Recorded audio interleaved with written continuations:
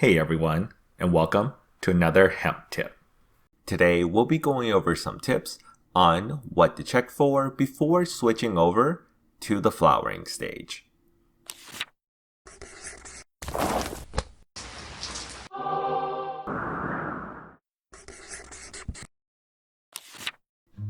Late in the vegetative stage before switching to flower, you'll want to do a couple of checks to ensure the best outcome when the plant enters its final life cycle.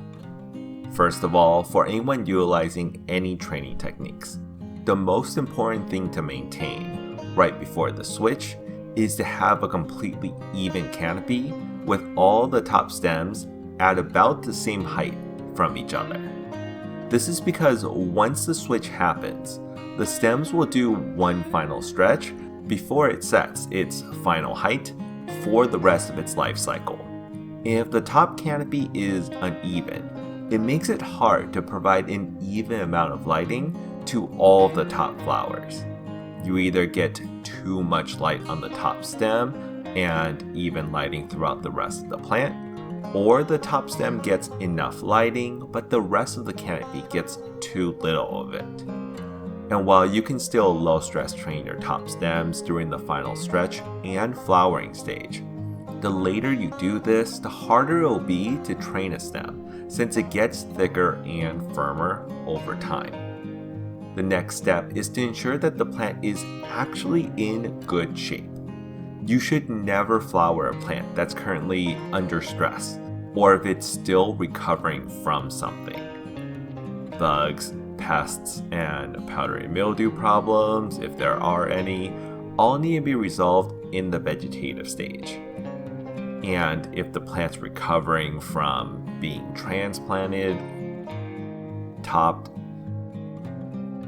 defoliated, overwatering, or underwatering, then give it a couple more days until you can see that it has fully recovered and is developing new growth. Finally, as for the most common question I get, when growing indoors, the time to flower almost always depends on your plant size. To be safe, you should always assume that your plants will double in height during the flowering stage. Here, I have a plant that's in a 2x2 by 4 feet grow tent. After accounting for the maximum distance the plant can be from the grow light, I have about 2.5 feet to work with. The planter pot is taking about half a foot of space, which means that when the plant is about a foot in height, I'll most likely have to flower the plant to ensure that it doesn't outgrow its grow space. However, if this changes to a 2x2 by 6 feet grow space, I'll have 4 feet of height to work with, which means that I can wait till the plant's about 2 feet in height before I have to flower it. Now, I used to recommend defoliating all of the lower growth of a plant, since these lower flower sites always have problems getting enough lighting to yield anything of value.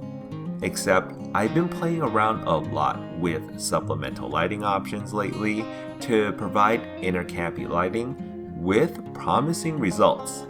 So if you can place some sort of additional lighting below the top of your plant canopy, such as with these grow light bars, I highly recommend trying it, since it's probably the easiest way you can increase your yields without any additional space.